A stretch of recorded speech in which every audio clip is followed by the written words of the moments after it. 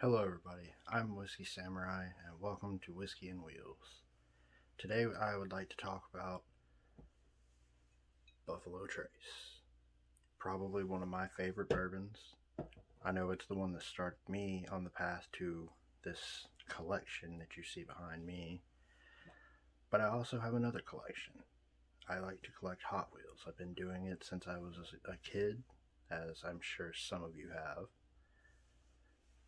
The interesting thing about Hot Wheels is you can literally find just about anything that you want, from movie cars like Brian's Supra from the first Fast and the Furious to, you know, comic books, early cartoons, supercars that you'll probably never see in real life.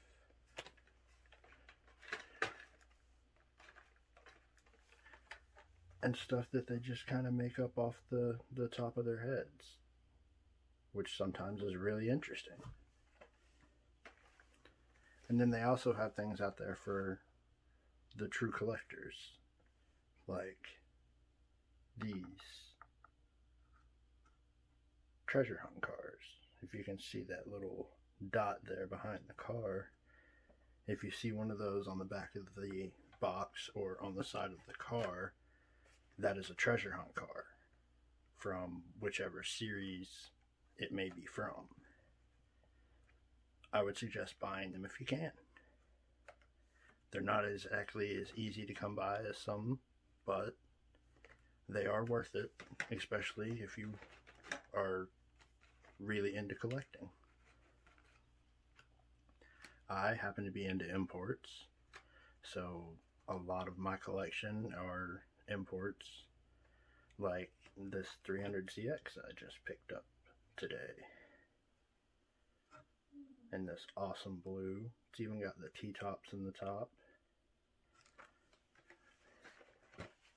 I also came across a 68 GT500 in this crazy purple flame paint job. And I ordered this one off of eBay because I used to have it when I was a kid, and I don't know what happened to it. And it's the 56 Ford, where the hood opens and the engine's all gold, interior's all gold.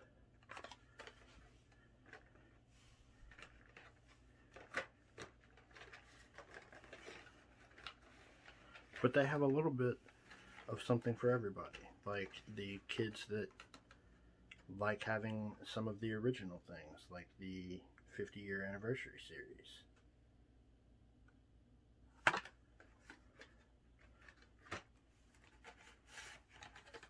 I mean, they even made a GMC Cyclone. How long has it been since you've seen a GMC Cyclone?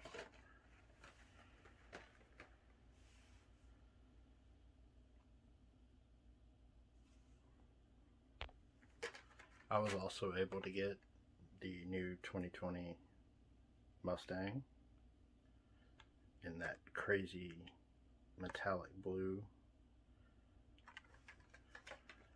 But I would have to say that my two favorites out of the ones that I found so far recently are the S13 in the blue and the RX-7.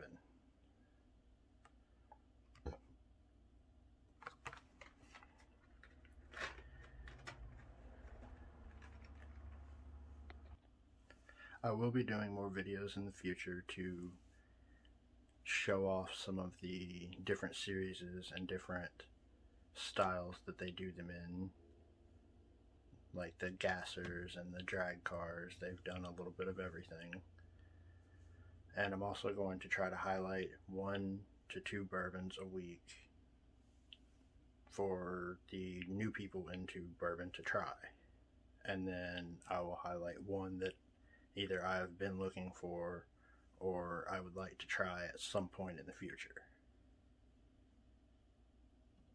But I would also like to take this time to do a special shout out to the Mash Bill, Yes, Stanley. And Ken and his son from Scotch Down Under. If you're not following those guys, you need to. They put out great content, great live streams. If you have any questions, they will answer them, as will I. If you have any questions for me about Hot Wheels or about any of the bourbon you see behind me, don't hesitate to leave a comment. I'll be more than happy to answer anything that I know the answer to, and if I can't answer it, I will try to find it. But anyway, back to the bourbon. Buffalo Trace was one of the first things that got recommended to me when I first started working in the industry, and it quickly became one of my favorites, as I think it did everybody else's, because soon after that it disappeared. And when it does appear, the prices are a little higher than what they used to be in some places. In some places it's an arm and a leg, and sometimes your house, as with a lot of Buffalo Trace products. But if you can't find Buffalo Trace, my second suggestion would be another Buffalo Trace product, of course. Yes, Eagle Rare 10. This is probably my favorite not everyday drinker. It's good enough to where you can give it to somebody that comes over and they'll think they're drinking, if they're not a bourbon drinker, they'll think they're drinking something super fancy. But if not, it's still a nice sipper that has a good flavor. It's not 80 proof, it's 90, which more proof is always better if you ask me, but I can get Buffalo Trace in my area for around 30 to 50 bucks depending on where you go and who you talk to. But I've seen some states that have it as high as 70, 100. Why, I don't know. It is good, but there are so many more out there that are just as good that you can find readily available. When I started drinking bourbon or whiskey, I didn't necessarily focus on the flavor. I was looking at the price and what all my friends wanted to drink. So usually we would just get, good old number 7 Jack Daniels and start taking shots. But now that I'm a little older and have progressed a little bit in my whiskey pursuit, I like the stronger flavors of some of the more obscure things and obscure flavors that you can get out of some of these crazy distillations and finishes and blends. Whiskey is such a broad spectrum. There is literally something out there for everybody. If you like Scotch, you can have Scotch with peat or without peat. You can have Irish whiskey. You can have bourbon, American whiskey, rye whiskey. There's just about something for everybody. And that's the great thing about whiskey, is you can try something, and if you don't like it, that's fine. You can always try something else. There's always something new to try. There's always something new coming out. All of these distilleries keep coming up with new ideas and new products to come out with.